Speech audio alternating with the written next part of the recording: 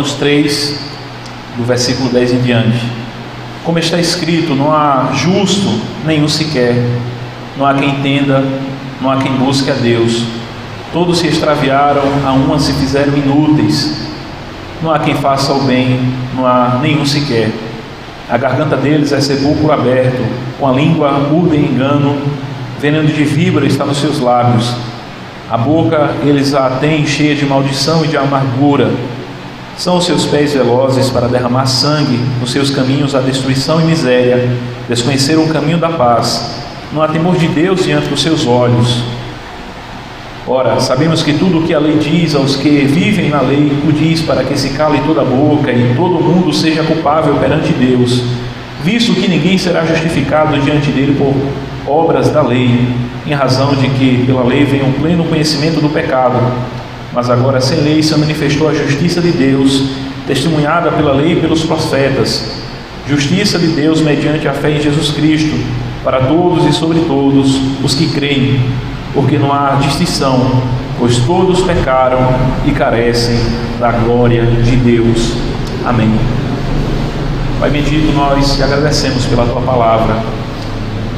Ela é fonte de vida, a Tua Palavra, ela nos ilumina, ela nos diz aquilo que nos é necessário para alimentarmos a nossa alma.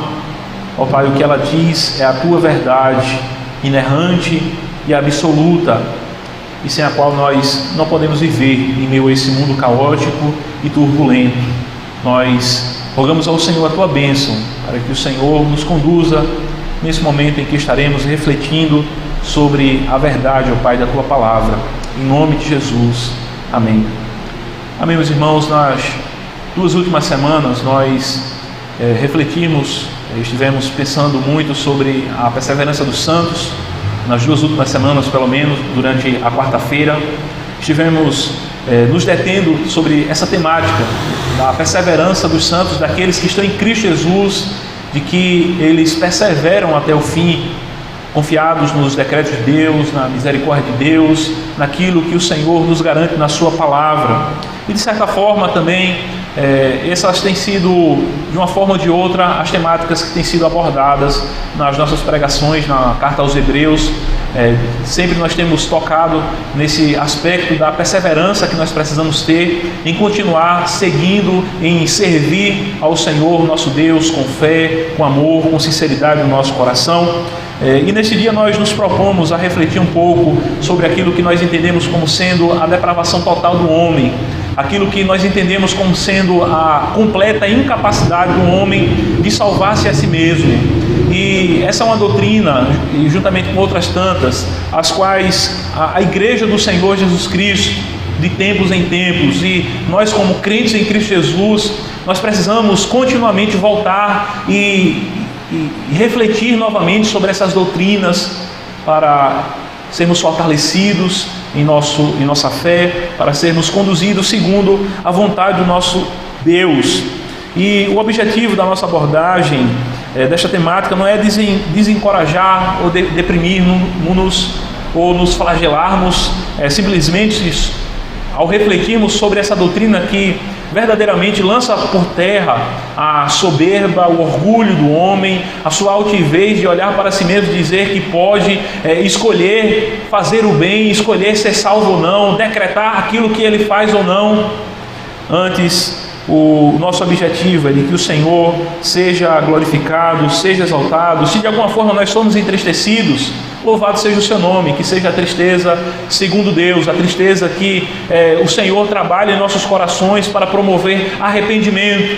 Mas o nosso objetivo é de que, ao refletirmos sobre esse estágio ao qual nós nos encontramos, de pecado, a qual nós, como nós lemos, em pecado me concebeu minha mãe, esse estágio de depravação, a qual a natureza humana se encontra, nós possamos nos deleitar em Deus, na sua graça, na sua misericórdia, que mesmo sendo esse Deus tão santo, tão glorioso, tão perfeito, tão cheio de majestade em seu ser, aprove a Ele usar de misericórdia para com alguns dentre a raça humana, para transformarem o seu coração caído, para fazer-lhe ser uma nova natureza, uma nova criatura criada segundo a sua vontade, não segundo a vontade da carne, não segundo a vontade do homem, não segundo aquilo que a mente humana ela concebe, ela tenta produzir, ou a religião, ou a filosofia, ou qualquer outra coisa que nós possamos pensar, mas unicamente pela a graça de Deus, pela ação poderosa do Senhor, nosso Deus, que possamos ficar maravilhados com a grandeza do nosso grande médico, aquele que pode curar essa moléstia que há em nós, esse câncer que há em nós, essa verdadeira epidemia que tomou conta da humanidade, esse mal do pecado. Veja, o mundo está perplexo, está angustiado, está em desespero, está em pânico por conta da pandemia do Covid-19. Mas desde que Adão caiu em pecado, o mundo enfrenta a mais terrível de todas as pandemias, a qual não existe vacina que o homem possa produzir para ela, a qual não existe meios que o homem possa produzir por si mesmo para se livrar dela. O mal do pecado, a pandemia do pecado, e as consequências do pecado, a morte. O salário do pecado é a morte. E desde que Adão caiu em pecado, não existe um único homem que tenha escapado dessa pandemia, dessa moléstia que aflige as nações. Nenhum escapou até hoje. Somente aqueles que são sensíveis à sua doença é que valorizam um médico, assim como ninguém, senão aqueles que estão conscientes da fome das suas almas, é que anseiam pelo pão da vida. Quem disse isso foi a W. Pink. Então, quando nós nos conscientizamos do nosso estágio de doença espiritual, a qual o homem por natureza se encontra, nós valorizamos mais, nós glorificamos mais, nós nos deleitamos mais em Deus, nós olhamos mais de uma forma mais clara para quem Ele é. É como aquela ideia que eu já disse em estudos com os irmãos, que quando estamos de dia e que há muita claridade, os raios do sol estão incidindo sobre a face da terra, nós não conseguimos enxergar a glória das estrelas, dos astros.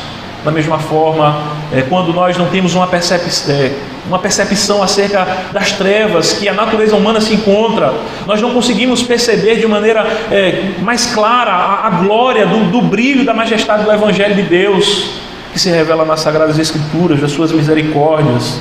E de fato, a corrupção do pecado, ela invadiu cada parte da nossa natureza, espalhando-se por todo o ser do homem, por todas as suas partes.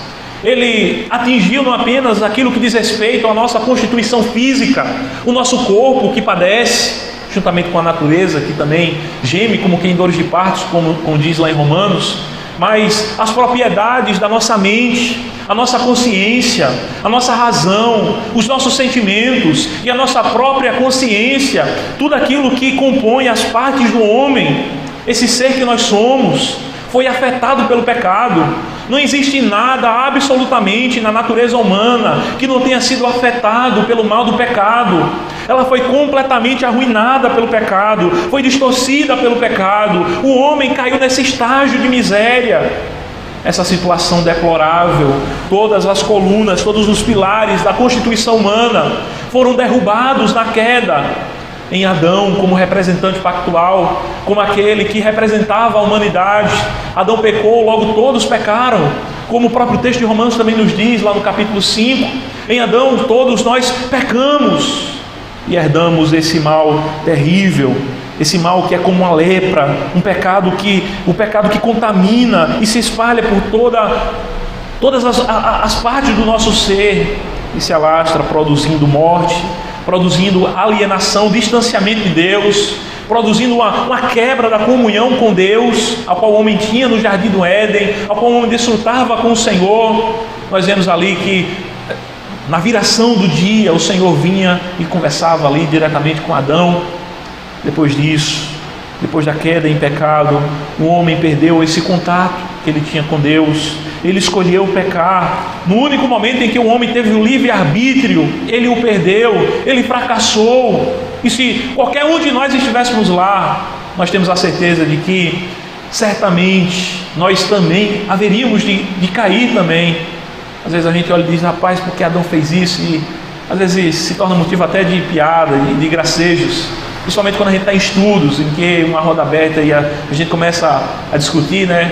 Aí os irmãos dizem, a primeira coisa que eu vou fazer quando eu chegar lá no céu é dar uma bronca em Adão, é discutir com Adão, é dizer por que tu fizesse isso e tal. Mas o fato é que certamente se nós estivéssemos lá, nós iríamos cair também. E uma vez eu achei interessante o que um irmão disse em um estudo de escola bíblica, escola dominical. Ele disse, rapaz, se eu estivesse lá, eu acho que eu não tinha pegado uma maçã, já vem a figura aquelas figuras distorcidas que a gente inventa, né, para tentar entender. Mas daquele fruto que a gente não sabe se era uma maçã, se o que era. A gente sabe que era um fruto que Deus disse que eles não deveriam pegar daquela árvore. E aquele irmão diz, olha, eu pegava um saco e eu enchia o saco de tudo aquilo que estava lá naquele pé, não deixava nada, só ficava as folhas. E certamente essa seria também a nossa atitude. Nós podemos perceber isso justamente por conta dos nossos pecados em si. Nós vemos que por muitas e muitas vezes nós estamos diante de Deus pedindo perdão pelos pecados que nós cometemos há uma hora, quem sabe, há um dia, há uma semana. Nós estamos constantemente tendo a necessidade de pedir perdão dos nossos pecados diante de Deus.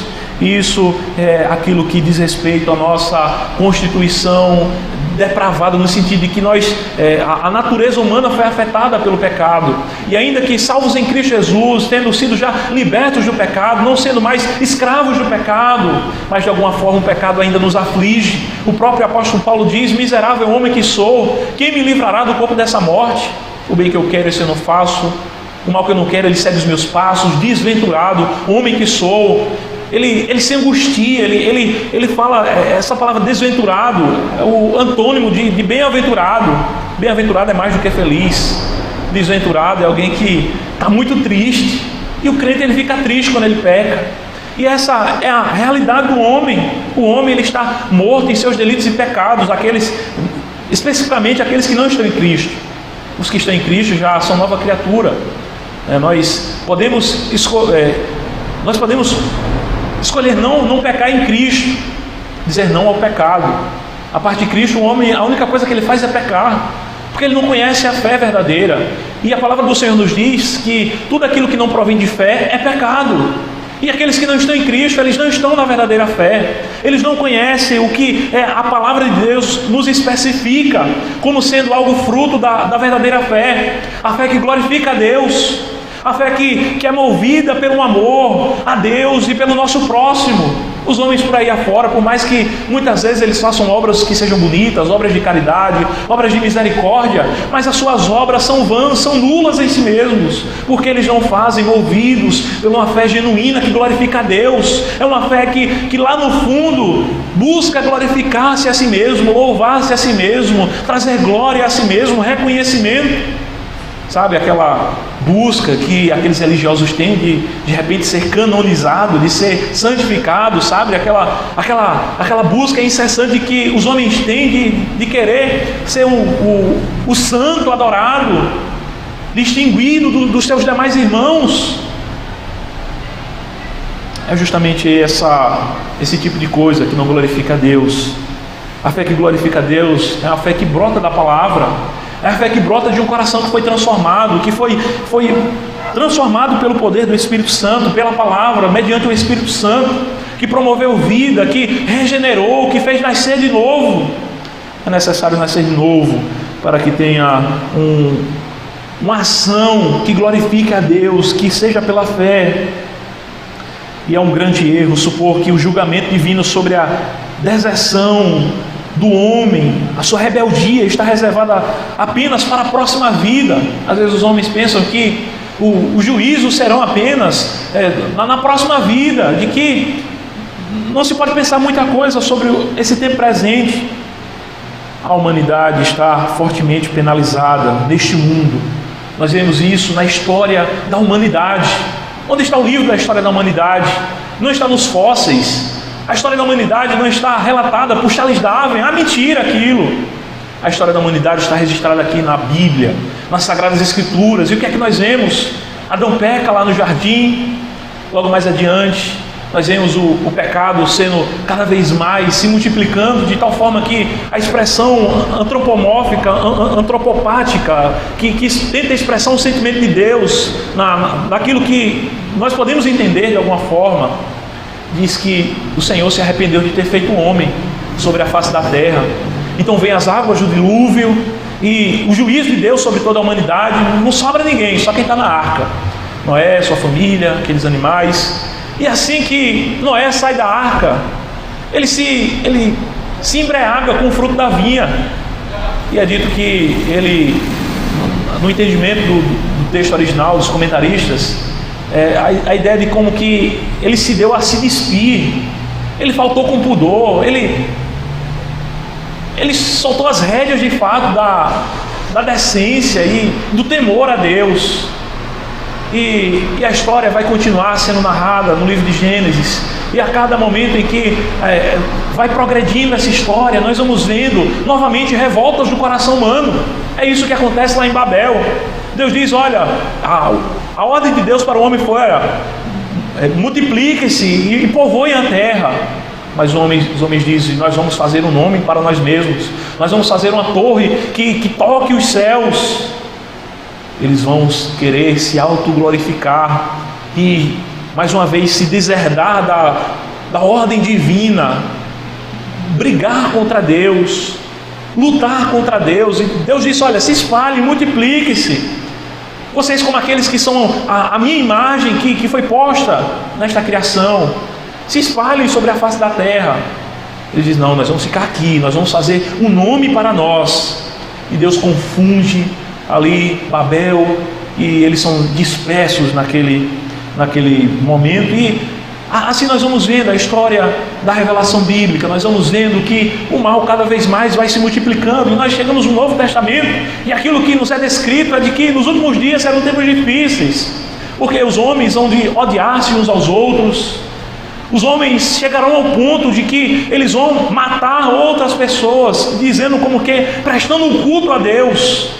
E foi isso que a gente viu na Idade Média, quando a igreja apóstata romana, ela se levantou contra aqueles que clamavam só a Escritura, só a palavra de Deus é de fato a autoridade, ou só lá Cristo, só Cristo é aquele que salva, só a fé, nós somos salvos pela fé, nós somos salvos pela graça.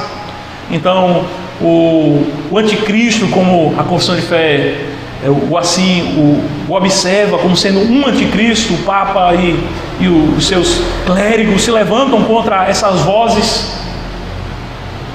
os profetas usados pelo Senhor ali no contexto da reforma, aqueles homens de Deus, e mataram a muitos, como que fazendo um culto a Deus. E nós vemos isso hoje sendo executado por meio dos muçulmanos, e nós vemos de fato a degeneração, a maldade do coração humano, os homens cada vez mais se odiando. Nós estamos vendo aí na mídia, Israel, uma chuva de mísseis sobre eles, notícia de que crianças morreram.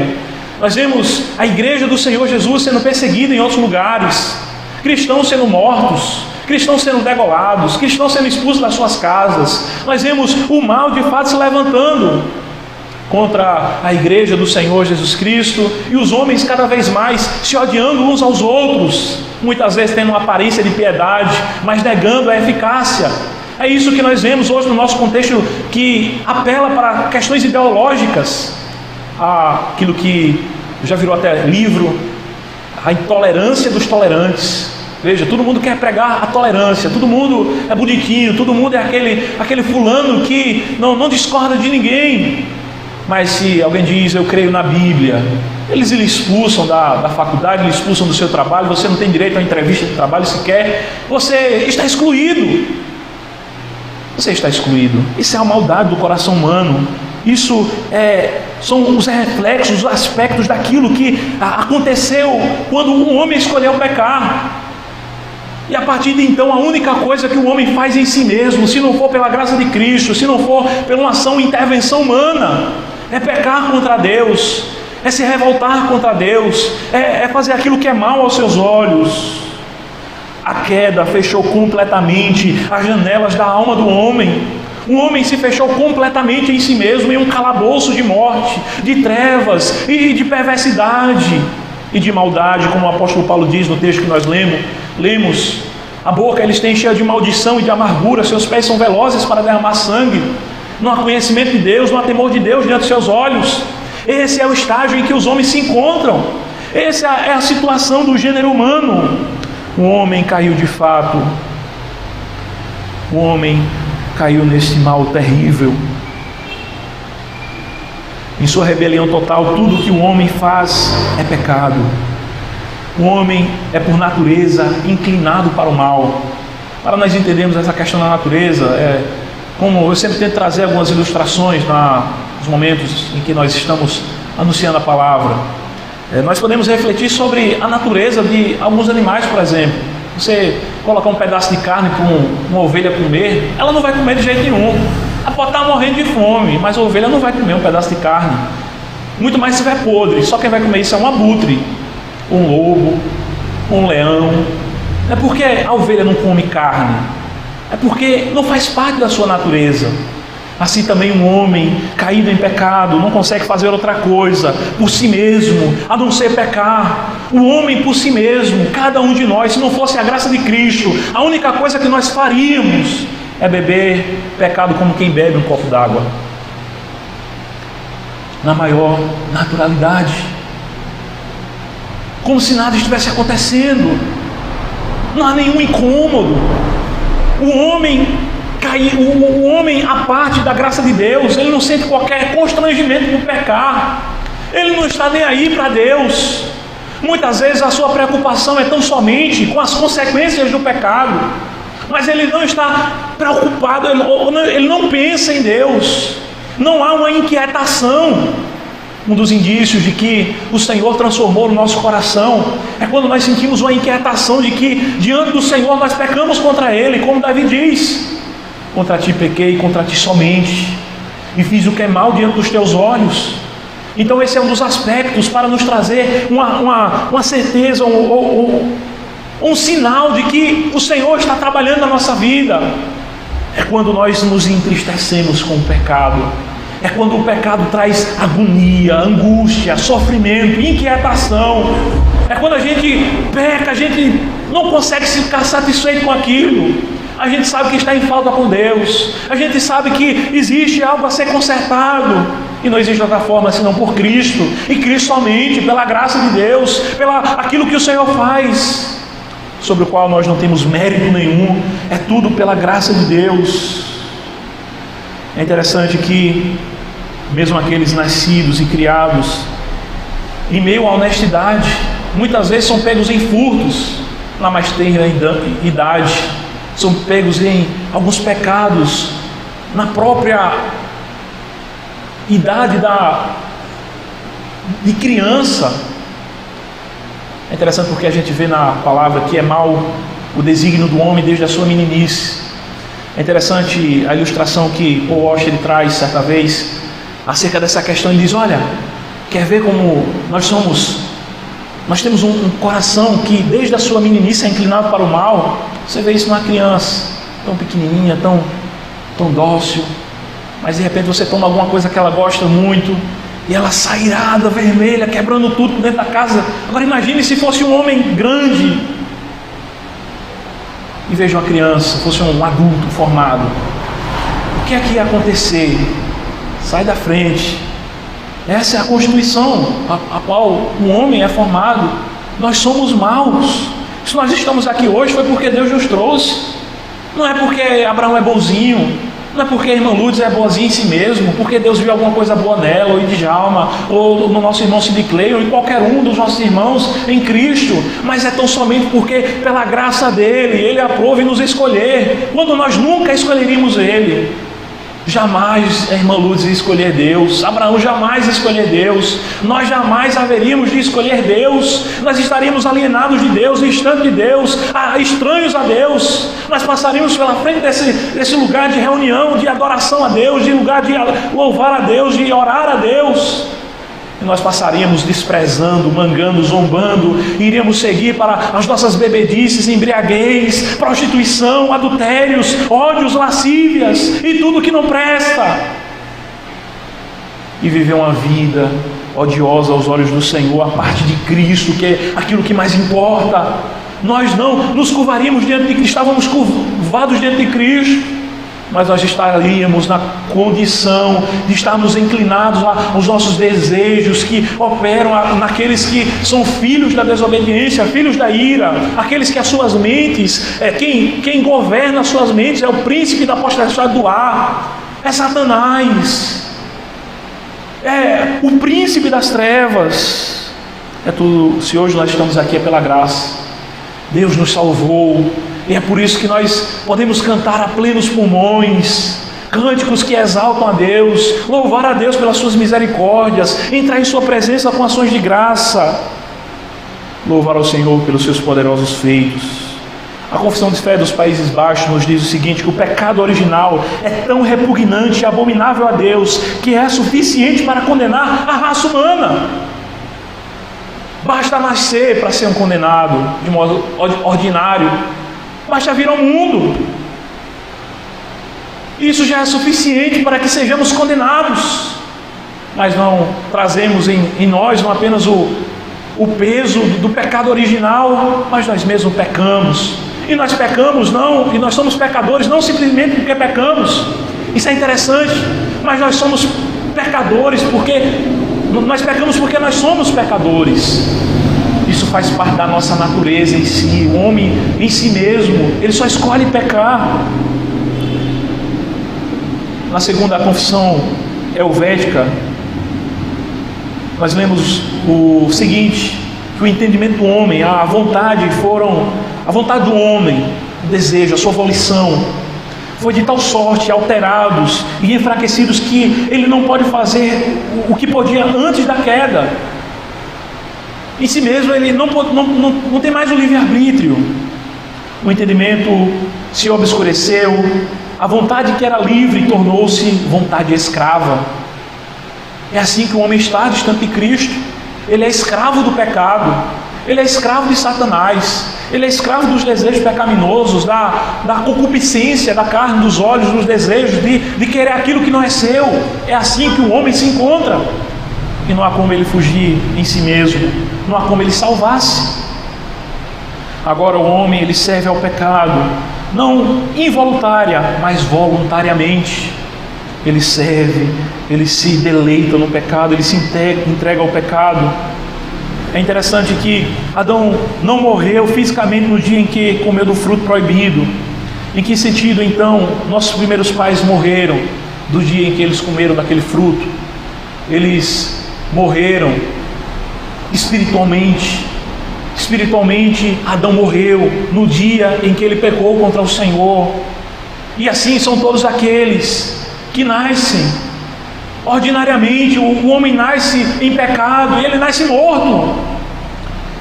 É por isso que o apóstolo Paulo diz lá em Efésios que ele nos deu vida quando nós estávamos mortos em nossos delitos e pecados. Nós estávamos mortos, completamente incapazes de fazer qualquer bem. Todavia essa morte não indica que nós simplesmente não fazíamos nada. Nós fazíamos aquilo que é mal e não aquilo que é bom, aquilo que é segundo a vontade de Deus. Essa é a condição da humanidade. Certamente um dos piores pesadelos que nós podemos ter nas noites de sonos mal dormidas é quando nós sonhamos que alguém muito querido da gente, próximo, um familiar, um amigo, ele está morto.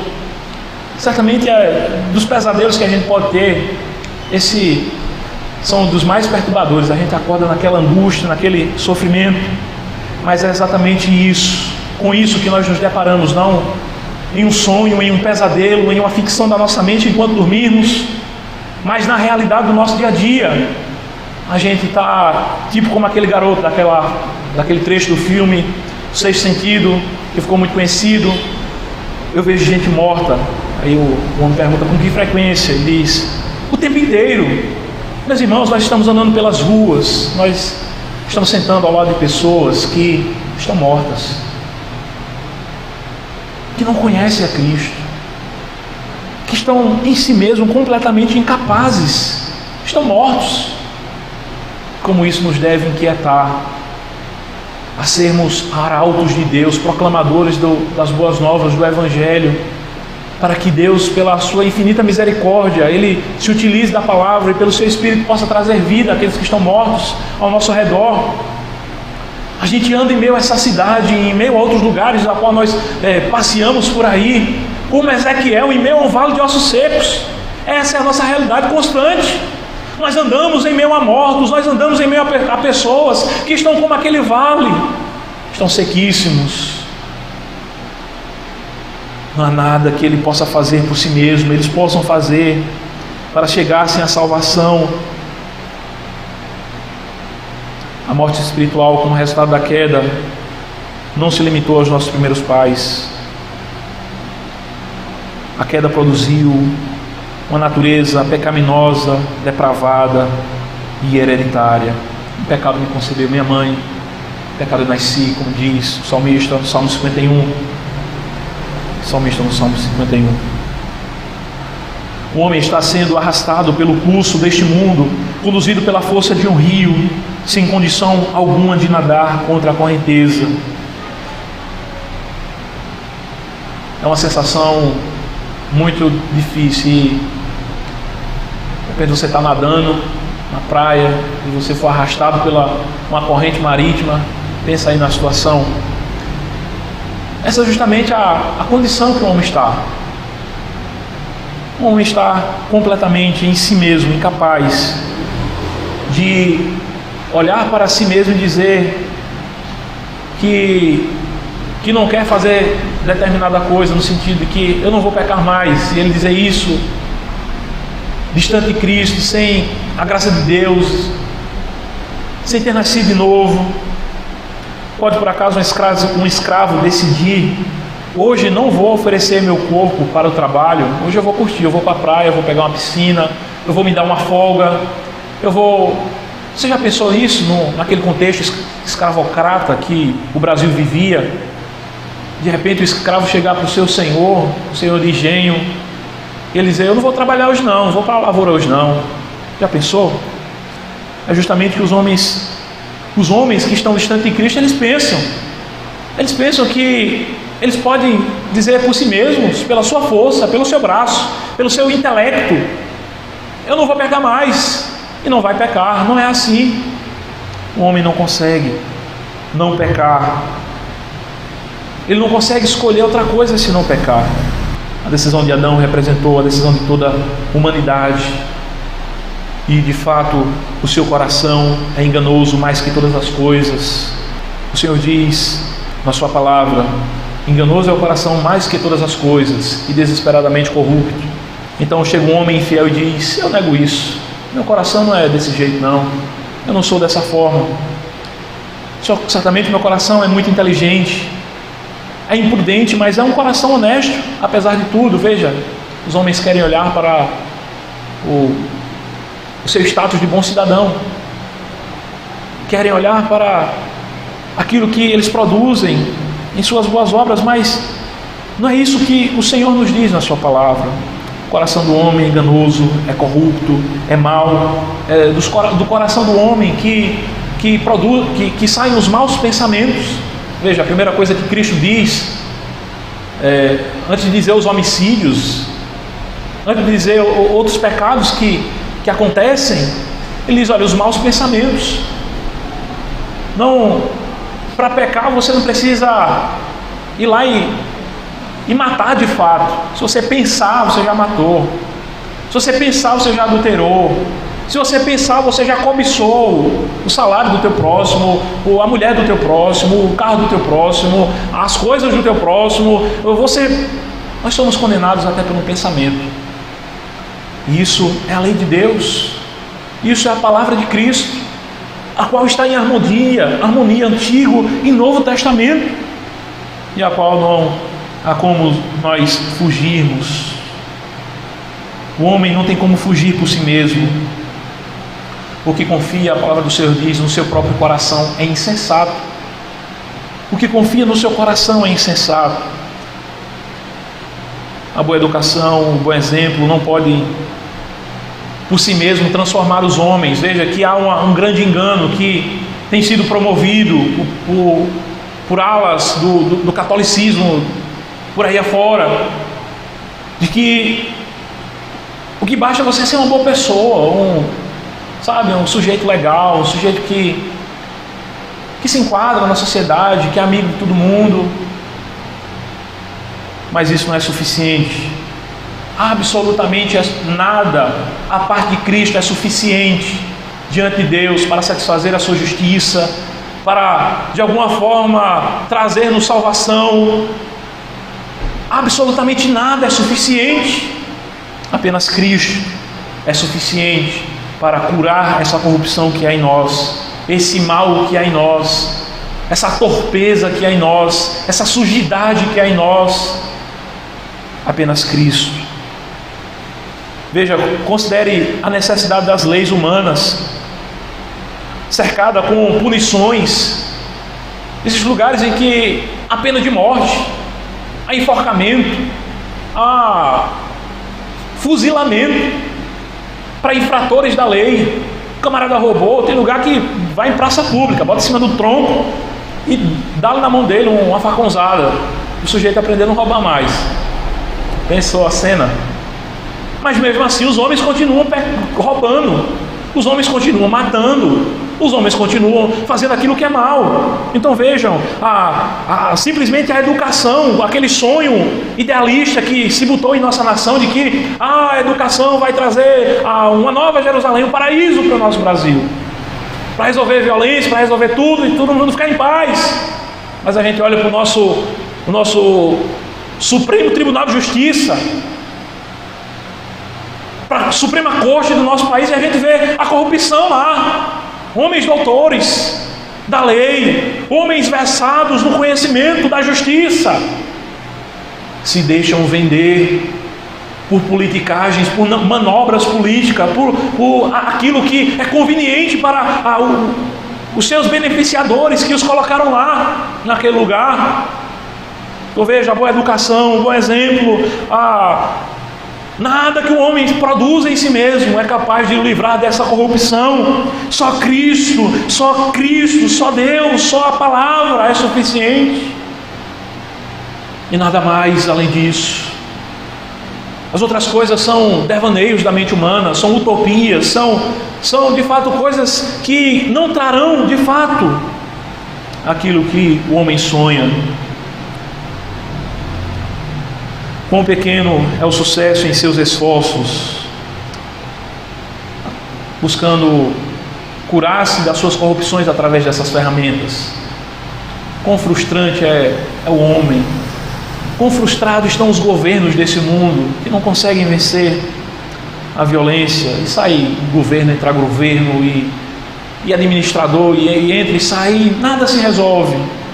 Porque o único governante, a única sabedoria que pode solucionar o mal desse mundo é a sabedoria de Deus revelada em Cristo Jesus.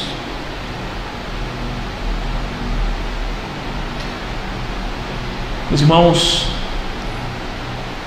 certamente nós ainda teríamos um tanto de